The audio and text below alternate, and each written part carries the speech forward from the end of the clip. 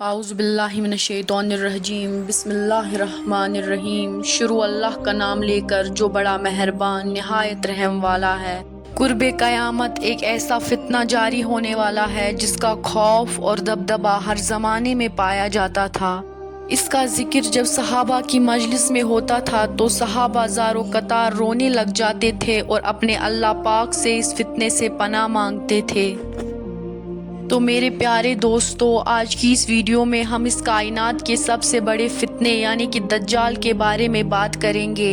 دجال کون ہے؟ دجال کی پیدائش کہاں ہوئی تھی؟ دجال کے ماں باپ کون ہیں؟ کیا دجال نبی پاک صلی اللہ علیہ وآلہ وسلم کے زمانے میں بھی تھا؟ اس وقت دجال کہاں ہے اور دجال اس دنیا میں کب آئے گا؟ ان سارے سوالات کے جوابات آج آپ کو اس ویڈیو میں احادیث کے مطابق مل جائیں گے، تو لہٰذا آپ اس ویڈیو کو آخر تک دیکھیں۔ ہمارے پیارے نبی پاک صلی اللہ علیہ وآلہ وسلم کا ارشاد ہے کہ قیامت تب تک برپا نہیں ہوگی جب تک کہ اس دنیا میں دجال ظاہر نہیں ہوگا۔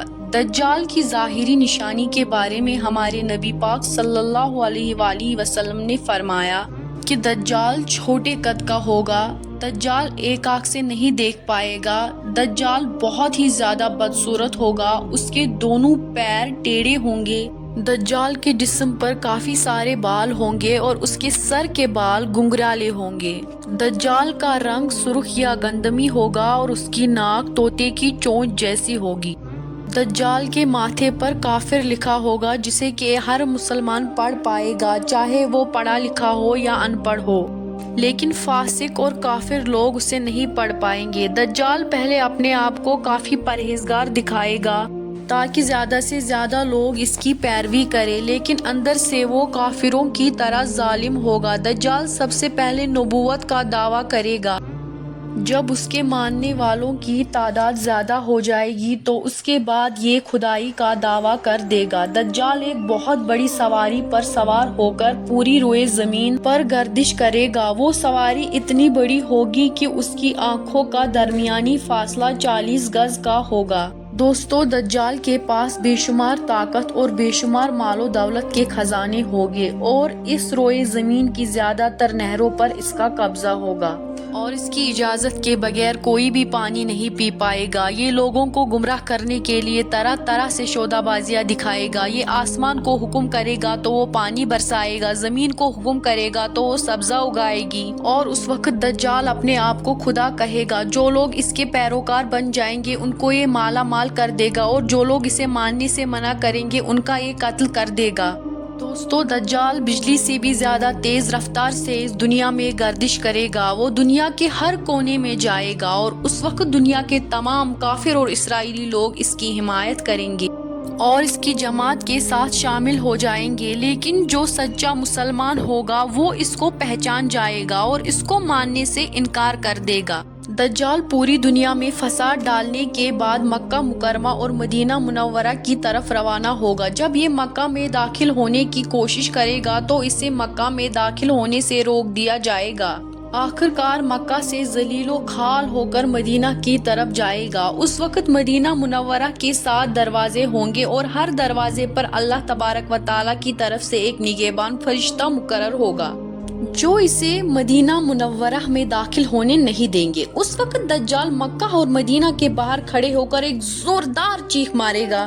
اس وقت مکہ اور مدینہ کے اندر جو بھی منافق لوگ ہوں گے وہ اس کی چیخ سن کر باہر آئیں گے اور دجال کے گروہ میں شامل ہو جائیں گے۔ دوستو، دجال دنیا میں 40 دن تک رہے گا اور آخر کار امام مہدی اور عیسیٰ علیہ السلام کے ساتھ اس کا مقابلہ ہوگا۔ اس وقت دجال کا لشکر دنیائی اعتباروں سے مسلمانوں سے کافی مضبوط اور طاقتور ہوگا۔ اس وقت مسلمانوں اور دجالی گروہ کے درمیان ایک بہت بڑی جنگ ہوگی۔ اس جنگ کے اندر دجالی ہار جائیں گے اور دجال کی لشکر کو بہت بری طرح ہار کا سامنا کرنا ہوگا۔ اس وقت دجال حضرت عیسیٰ علیہ السلام سے ڈرتے ہوئے فلسطین کی طرف بھاگے گا اور عیسیٰ علیہ السلام اس کا پیچھا کرتے ہوئے اسے مقام لد پر پکڑ لیں گے اور اللہ تبارک و تعالیٰ کے حکم سے اس کا قتل کر دیں گے۔ دوستو، اب بات کرتے ہیں کہ دجال کون ہے، دجال کے ماں باپ کون ہیں۔ دجال کی پیدائش کے متعلق مختلف روایات ملتے ہیں۔ جیسا کہ نبی پاک صلی اللہ علیہ وآلہ وسلم کے زمانے کی بات ہے کہ جب مسلمان مکہ سے مدینہ ہجرت کر رہے تھے کہ انہی دنوں کے اندر مدینہ میں ایک یہودی خاتون نے ایک بچے کو جنم دیا جو کہ پیدائشی کانا تھا۔ بچپن میں یہ بچہ مدینے کے اندر بچوں کے ساتھ کھیلا کرتا تھا اور وقت گزرنے کے ساتھ ساتھ یہ بچہ مدینے کے اندر بہت مشہور ہوا اور مدینے کے اندر اس نے اپنے اوپر وہی آنے کا دعویٰ کر دیا اور یہ بچہ لوگوں کے ساتھ عجیب و غریب اور پر اسرار باتیں کرنے لگا۔ اور جب یہ بات اس کی ماں کو پتہ چلی تو اس کی ماں حضور پاک صلی اللہ علیہ وآلہ وسلم کے خدمت میں آئی اور اپنے بیٹے کا سارا حال نبی پاک صلی اللہ علیہ وآلہ وسلم کو بتایا، اور اس بچے کی ماں حضرت نبی پاک صلی اللہ علیہ وآلہ وسلم سے گزارش کرنے لگی کہ آپ اس بچے کا معائنہ کریں کہ یہ کیا۔ ایک دن آپ صلی اللہ علیہ وآلہ وسلم صحابہ کرام کے ہمراہ اس بچے کا معائنہ کرنے کے لیے اس کے گھر کی طرف روانہ ہوئے تو آپ صلی اللہ علیہ وآلہ وسلم نے اس بچے کو انصاری بچوں کے ساتھ کھیلتے ہوئے دیکھا۔ اس بچے کا نام ابن سیاد تھا۔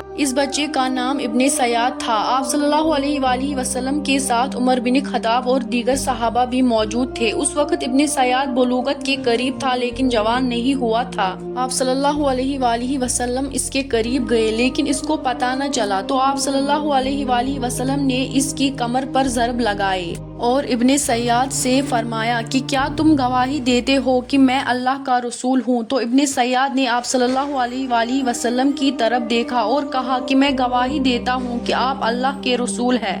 پھر ابن سیاد نے آپ صلی اللہ علیہ وآلہ وسلم سے فرمایا کہ کیا آپ گواہی دیتے ہیں کہ میں اللہ کا رسول ہوں؟ تو آپ صلی اللہ علیہ وآلہ وسلم نے ابن سیاد کو چھوڑ دیا اور فرمایا کہ میں اللہ اور اس کے رسولوں پر ایمان لایا۔ اس کے بعد آپ صلی اللہ علیہ وآلہ وسلم نے ابن سیاد سے پوچھا کہ تو کیا دیکھتا ہے؟ تو ابن سیاد نے کہا کہ میں سمندر پر عرش دیکھتا ہوں۔ تو اس وقت آپ صلی اللہ علیہ وآلہ وسلم نے فرمایا کہ وہ ابلیس کی چال ہے۔ تو اس وقت ابن سیاد نے آپ صلی اللہ علیہ وآلہ وسلم کو بتایا کہ میرے پاس سچی اور جھوٹی خبریں آتی ہے۔ یہ بات سن کر آپ صلی اللہ علیہ وآلہ وسلم نے فرمایا تو تیرا معاملہ الٹ ہو گیا۔ اس کے بعد آپ صلی اللہ علیہ وآلہ وسلم نے ابن سیاد سے کہا کہ میں نے تیرے لیے ایک چھپانے والی چیز چھپائی ہے۔ دراصل اس وقت آپ صلی اللہ علیہ وآلہ وسلم نے اپنے دل کے اندر لفظ دخان سوچا تھا تو اس پر وہ آپ صلی اللہ علیہ وآلہ وسلم سے کہنے لگا کہ آپ نے جو چیز چھپائی ہے وہ دکھ ہے۔ تو اس پر آپ صلی اللہ علیہ وآلہ وسلم نے فرمایا کہ ذلیل ہو جا، تیری قدرت بڑھ نہیں سکتی۔ اس وقت عمر رضی اللہ تعالی عنہ نے فرمایا کہ اگر آپ مجھے اجازت دے تو میں اس کی گردن اڑا دوں۔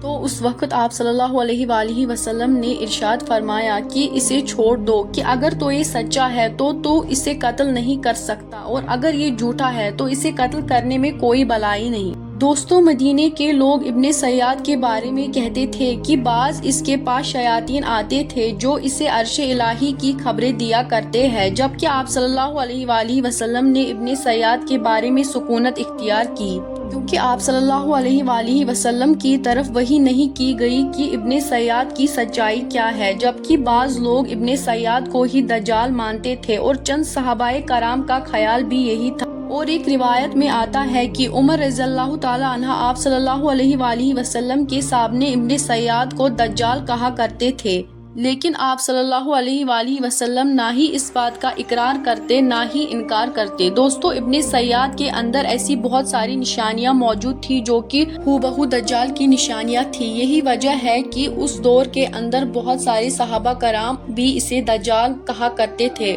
اور بعض مفسرین کا یہ کہنا ہے کہ ابن سیاد ہی وہ شخص ہے جو قیامت کے قریب دجال بن کر حاضر ہوگا۔ حضرت سید حضری رضی اللہ تعالی عنہ بیان کرتے ہیں کہ ابن سیاد مجھ سے کہنے لگا کہ میں دجال کے ماں باپ کو بھی جانتا ہوں اور دجال کو بھی جانتا ہوں۔ تو اس وقت حضرت ابو سعید حضری رضی اللہ تعالی عنہ نے ابن سیاد سے کہا کہ کیا تم اس بات کو پسند کرتے ہو کہ تمہیں ہی دجال کہا جائے؟ تو اس وقت ابن سیاد نے کہا کہ اگر مجھے دجال بنایا گیا تو میں اس بات کو ناپسند نہیں کروں گا کہ میں دجال بنوں، یعنی کہ میں دجال بننا پسند کروں گا۔